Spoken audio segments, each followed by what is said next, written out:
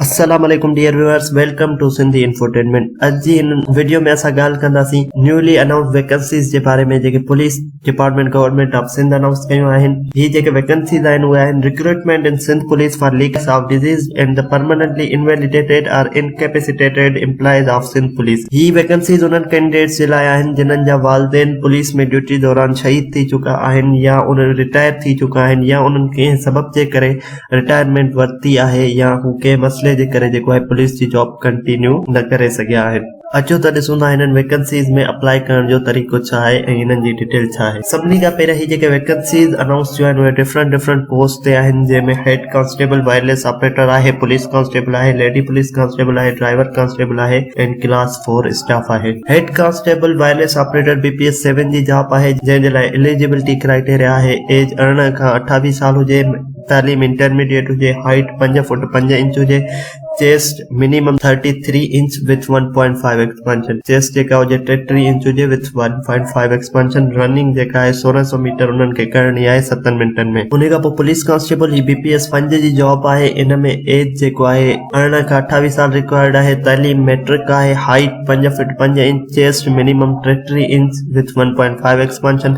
Running जेको आहे 1600 metre आहे 7 मिंटनि में। इन जी लेडी पुलिस कांस्टेबल BPS 5 जी जॉब आहे। इन जी एज 18 28 साल आहे। इन में जेको आहे तालीम मैट्रिक रिक्वायर्ड आहे, हाइट सिर्फ 5 फुट रिक्वायर्ड आहे with sound health, must walk 800 metres in 14 minutes. Lady police constable में 800 मीटर वॉक आहे 14 मिंटनि में। ड्राइवर कांस्टेबल जेको आहे या BPS 5 जी आहे। इन में एज जेका रिक्वायर्ड आहे 21 खां 28 साल हुजे, मैट्रिक विथ LTV लाइसेंस। इन में जेको आहे LTV लाइसेंस जरूरी आहे। हाइट इन में 5 फुट 5 इंच हुजे, chest 33 minimum inch with 1.5 expansion. Running जेको इन में 1600 मीटर करनी है 7 मिंटनि में। क्लास 4 जेको स्टाफ आहे, इन में BPS 1 खां 4 जो जॉब्स आहिनि। एज जेको इन में 18 खां 28 साल आहे। प्रेफरेबल मिडिल पास जेको आहे, professional experience certificate of relevant trade, जेकर तव्हां वटि रिलेवेंट ट्रेड जो प्रोफेशनल एक्सपीरियंस सर्टिफिकेट आहे त उहो भी लाज़मी आहे।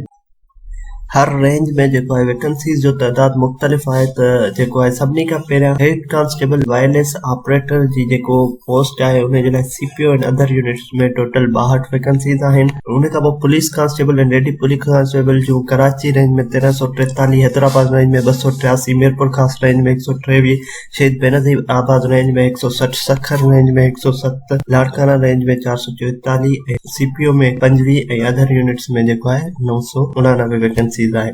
उन खां पोइ ड्राइवर पुलिस कांस्टेबल जो कराची रेंज में 121, हैदराबाद रेंज में 79, मीरपुर खास रेंज में 19, शहीद बेनज़ीर आबाद रेंज में 37, सखर रेंज में 40, लाड़काना रेंज में 58, CPO में 8 ऐं अदर यूनिट्स में जेको आहे 78 वैकेंसीज़ आहे। उन खां पोइ जेको आहे क्लास 4 जेके वैकेंसीज़ आहिनि उन में कराची में 87, हैदराबाद रेंज में 62, मीरपुर खास रेंज में 20, शहीद बेनज़ीर आबाद रेंज में 20, सखर रेंज में 20 ऐं लाड़काना रेंज में 13, CPO ऐं अदर यूनिट्स में 91 वैकेंसीज़ आहिनि।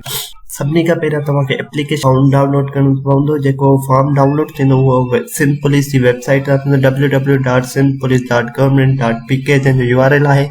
इहो फॉर्म तव्हांखे प्रॉपरली फिल करे जेके रिक्वायर्ड डॉक्यूमेंट्स आहिनि, हिन में जेको आहे इम्पोर्टेंट नोट नंबर 3 में जेके भी डॉक्यूमेंट्स लिखियल आहिनि इहे तव्हांखे उन सां गॾु अटैच करे ऐं मोकिलणो पवंदो। जेको आहे सेंट्रल पुलिस ऑफिस आहे, Chandigarh road Karachi, through post या कुरियर सर्विस के तव्हांखे मोकिलणो पवंदो। तव्हांखे जेको आहे टेस्ट जे लाइ तव्हांखे SMS जे ज़रिए वेबसाइट जे ज़रिए ॿुधायो वेंदो त तव्हांजी टेस्ट कॾहिं आहे। ऐं उन खां अलावा जेको आहे हिन में अप्लाई करण जी लास्ट डेट आहे, last date of submission of application 15/2/2022 आहे। 15 फरवरी 2022 ताईं तव्हां एप्लीकेशन सबमिट करे सघो था।